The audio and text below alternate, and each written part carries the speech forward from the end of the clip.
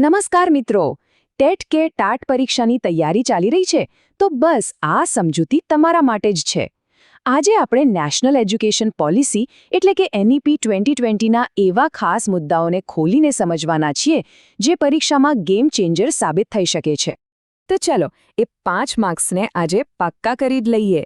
આપણે NEP 2020ના એવા topics પર ફોકસ કરીશું જેમાંથી પ્રશ્નો પૂછાવાની શક્યતા સમજો કે 100% છે. તૈયારી એવી મજબૂત કરીશું કે માર્ક્સ ક્યાંય જાય જ નહીં. સ્ક્રીન પર દેખાતા આ 4 શબ્દો ECC, FLN, પરાખ અને ABC આ ખાલી શોર્ટ ફોર્મ્સ નથી, પણ આપણા શિક્ષણ જગતમાં આવનારા સૌથી મોટા ફેરફારોનો પાયો છે. આમાંથી સવાલ તો આવવાના જ છે, તો ચાલો આને ઊંડાણથી જાણીએ. તો આજના આપણા સેશનમાં શું છે? આપણે NEP 2020ના મુખ્ય સ્તંભોથી શરૂઆત કરીશું. પછી ECCE, FLN અને પારખને સમજીશું. ત્યાર પછી ABC જેવા મોટા ફેરફારો પર નજર નાખીશું અને છેલ્લે એક ક્વિક રિવિઝન પણ કરીશું. તૈયાર છો? ચાલો શરૂ કરીએ. આપણે આ 4 પિલર્સને એજ્યુકેશનના 4 બ્રહ્માસ્ત્ર કહી શકીએ. કેમ? કારણ કે આ એવા પાવરફુલ ટૂલ્સ છે જે ભારતીય શિક્ષણની આખી દિશા અને દશા બદલી નાખવાની તાકાત રાખે છે. તો આ રહ્યા આપણા 4 હીરો. ECCE જે શિક્ષણનો મજબૂત પાયો નાખશે, FLN જે દરેક બાળકને ભવિષ્ય માટે તૈયાર કરશે, પારખ જે માર્કશીટની દુનિયા બદલી નાખશે, અને ABC જે ઉચ્ચ શિક્ષણને એકદમ ફ્લેક્સિબલ બનાવશે.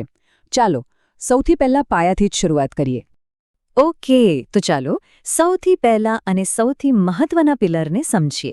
ECCE આ છે શું અને આના પર આટલો ભાર કેમ મૂકવામાં આવી રહ્યો છે? ચાલો જોઈએ. આ આંકડો જુઓ, 85%.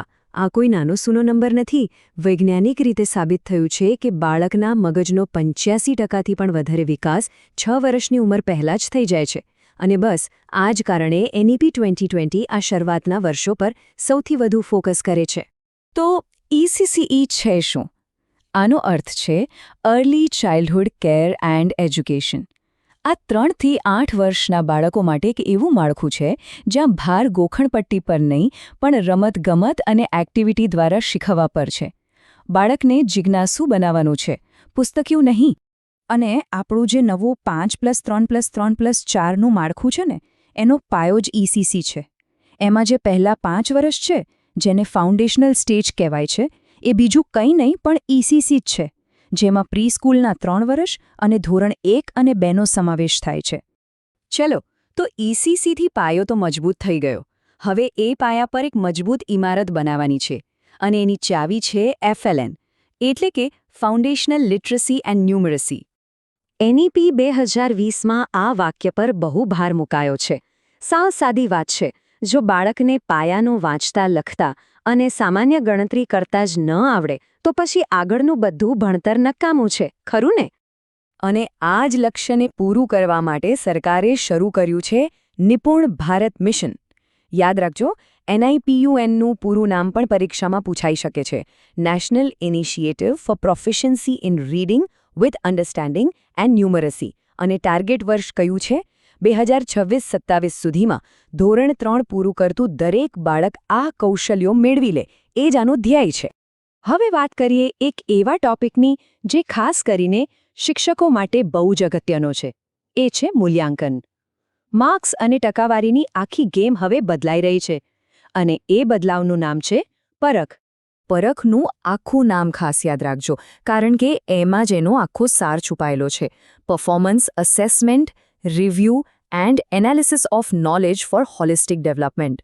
આ એક નેશનલ સેન્ટર છે જેનો હેતુ માર્ક્સ નહીં પણ બાળકનો સર્વાંગી વિકાસ માપવાનો છે. આ સ્લાઇડ પરથી આખો ફેરફાર સ્પષ્ટ સમજાઈ જશે. અત્યાર સુધી આપણે યાદશક્તિ અને માર્ક્સ પાછળ દોડતા હતા. હવે પરખ આપણને સમજણ, આવડત અને 21મી સદીના કૌશલ્યો તરફ લઈ જશે. આ એક મોટો શિફ્ટ છે. એટલે હવે રિપોર્ટ કાર્ડ ખાલી માર્કશીટ નહીં હોય, એ હશે એક 360 ડિગ્રી હોલિસ્ટિક પ્રોગ્રેસ કાર્ડ. મતલબ કે એમાં શિક્ષક તો માર્ક્સ આપશે જ, પણ સાથે સાથે વિદ્યાર્થી પોતે પણ પોતાનું મૂલ્યાંકન કરશે અને એના મિત્રો પણ કરશે. આનાથી બાળક પોતાની જાતને વધુ સારી રીતે ઓળખી શકશે. ચાલો હવે સ્કૂલના સ્તરથી થોડા ઉપર જઈએ અને જોઈએ કે ઉચ્ચ શિક્ષણ અને એના વહીવટી માળખામાં કેવા મોટા સુધારા આવી રહ્યા છે. એબીસી એટલે એકેડેમિક બેંક ઓફ ક્રેડિટ. અને એક રીતે વિદ્યાર્થીની પોતાની એજ્યુકેશનલ ડિજિટલ બેંક સમજો. કોલેજનો વિદ્યાર્થી જે પણ વિષય પાસ કરે એની ક્રેડિટ આ બેંકમાં જમા થતી જશે. અને આ બેંકનો સૌથી મોટો ફાયદો એ છે મલ્ટિપલ એન્ટ્રી અને એક્ઝિટ. આનો સીધો મતલબ એ છે કે જો કોઈ વિદ્યાર્થીને કોઈ કારણસર ભણતર વચ્ચેથી છોડવું પડે તો એની મહેનત પાણીમાં નહીં જાય. એની બધી ક્રેડિટ્સ એના ખાતામાં જમા રહેશે અને ભવિષ્યમાં એ ગમે ત્યારે ગમે ત્યાંથી પોતાનું ભણતર આગળ વધારી શકશે. આ સિવાય બીજા 2 નામ પણ યાદ રાખવા જેવા છે. એક છે GSQAC, જે ખાસ ગુજરાતની શાળાઓની ગુણવત્તા તપાસશે અને રેટિંગ આપશે. અને બીજું છે NHEB, જેનો હેતુ UGC જેવી બધી સંસ્થાઓને ભેગી કરીને ઉચ્ચ શિક્ષણ માટે એક જ સુપ્રીમ બોડી બનાવવાનો છે. વાહ, આપણે ઘણું બધું કવર કરી લીધું. હવે આ બધી માહિતીને મગજમાં બરાબર ફિટ કરવા માટે ચાલો એક ફાઇનલ અને ઝડપી સારાંશ પર નજર નાખીએ. તો આ છે આપણી અલ્ટિમેટ ચીટ શીટ. અહીંયા ચારેય બ્રહ્માસ્ત્ર વિષયની બધી જ મુખ્ય માહિતી એક જ જગ્યાએ આપી છે. મારો તો આગ્રહ છે કે ફટાફટ આનો એક સ્ક્રીનશોટ લઈ લો. પરીક્ષાના છેલ્લા દિવસોમાં રિવિઝન માટે આનાથી સારું કંઈ નહીં મળે. અને અંતે તમારા માટે એક સવાલ.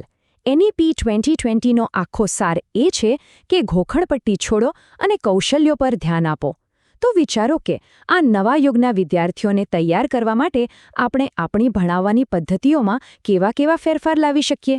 આના પર મંથન જરૂર કરજો.